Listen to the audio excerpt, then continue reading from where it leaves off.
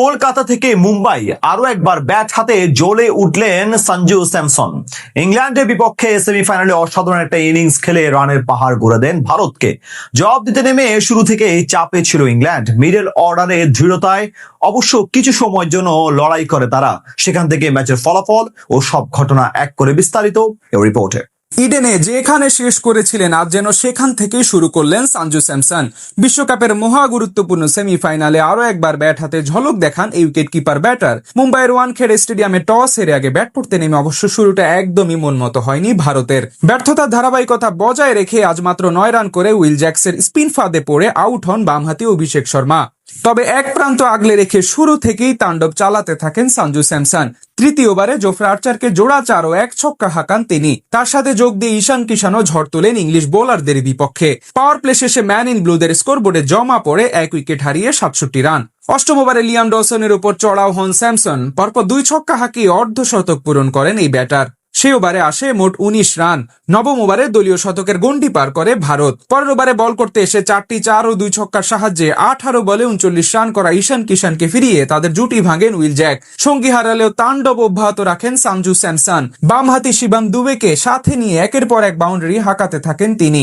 শেষ পর্যন্ত 8টি 4 ও 7টি ছক্কার সাহায্যে সাজানো 42 বলে 89 রানের ইনিংস খেলে থামেন স্যামসন। মাঝে অধিনায়ক সূর্যা কুমার দ্রুত বিদায় নিলেও ইংলিশ বোলারদের উপর আগ্রাসন বজায় রাখেন নতুন ব্যাটার হার্দিক পান্ডিয়া। শিবম দুবে করেন 25 বলে 43 রান এবং হার্দিক করেন 12 বলে 27। শেষ দিকে নেমে 3 ছক্কা হাঁকান তিলক ভার্মা, যার উপর ভর করে এই 253 রানের বিশাল পুঁজি পায় ভারত। জবাব দিতে নেমে প্রথম ওভারে 13 রান আনলেও পরের ওভারে হার্দিক পান্ডিয়া এসে প্রথম সাফল্য এনে দেন ভারতকে। তার বলে আউট হয়ে বিদায় নেন অফর্মে ভুগতে থাকা ফিল সল্ট। পুরো টুর্নামেন্ট জুড়ে খোলস বন্দী থাকলেও আজ সেমিফাইনালের মঞ্চে ইংল্যান্ডের হয়ে ভালোই ব্যাট চালাতে থাকেন অভিজ্ঞ জস বাটলার। তৃতীয় ওভারে আর্শদীপ সিংকে জোড়া বাউন্ডারি হাঁকান এই ব্যাটার। এদিকে ক্রিজে এসে পরপর 2-4 মারলেও বেশি দূর যেতে পারেননি অধিনায়ক হ্যারি ব্রুক। 6 বল থেকে 7 রান করে জাসপ্রীত বুমরার প্রথম শিকার বনে সাজঘরে ফিরে যান এই ব্যাটার। ষষ্ঠ ওভারে বরুণ চক্রবর্তীর উপর চড়াও হন জ্যাকব ব্যাথেল। প্রথম 3 বলে 3 ছক্কা মারেন তিনি। তবে একই ওভারে বারুণের গুগলিতে পরাস্ত হয়ে বিদায় নেন 25 রান করা বাটলার। পাওয়ার প্লে শেষে ইংলিশদের স্কোর দাঁড়ায় 3 উইকেট হারিয়ে 68 রান। মাঝে ব্যাট করতে এসে ছোট মাত্রা ঝড় তোলেন টম ব্যান্টন। মাত্র 5 বলে 17 রানের ক্যামিও খেলে আউট হন তিনি।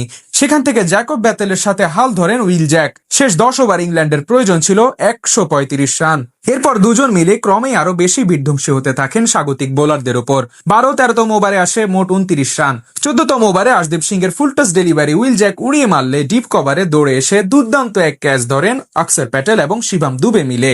এই ব্যাটারের কাছ থেকে আসে 20 বলে 35 রানের এক ইনিংস। এরপর নতুন করে স্যাম কারানকে সাথে নিয়ে জুটি গড়েন জ্যাকব ব্যাথেল। খানিক পরে সেঞ্চুরি তুলে নেন ব্যাথেল। দুজন মিলে জান প্রাণ দিয়ে লড়াই করলেও শেষ অব্দি আর পেরে ওঠেনি।